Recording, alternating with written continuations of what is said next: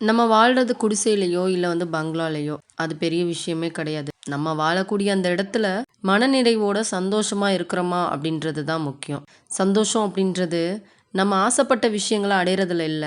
நம்மகிட்ட என்னென்ன விஷயங்கள் இருக்குதோ, அத முழுசா நம்ம அனுபவிக்கிறதுல தான் இருக்குது.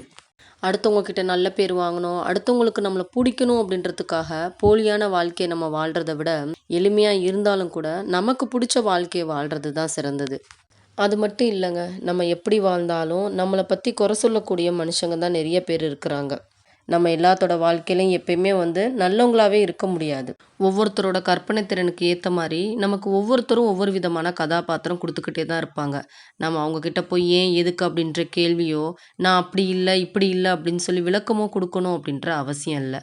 அதனால யாரு வேணாலும், என்ன வேணாலும் நெனச்சுட்டு போகட்டும். இது நம்மளோட வாழ்க்கை. நமக்கு புடிச்ச மாரி வாழ்றதுல தான் இருக்குது. நமக்கான நிம்மதியும், சந்தோஷமும். நான் சொன்ன இந்த விஷயம் புடிச்சிருந்துச்சுன்னா, இந்த வீடியோக்கு ஒரு லைக் குடுத்துட்டு, உங்களோட ஒப்பீனியன எனக்கு கமெண்ட்ஸ்ல சொல்லிருங்க.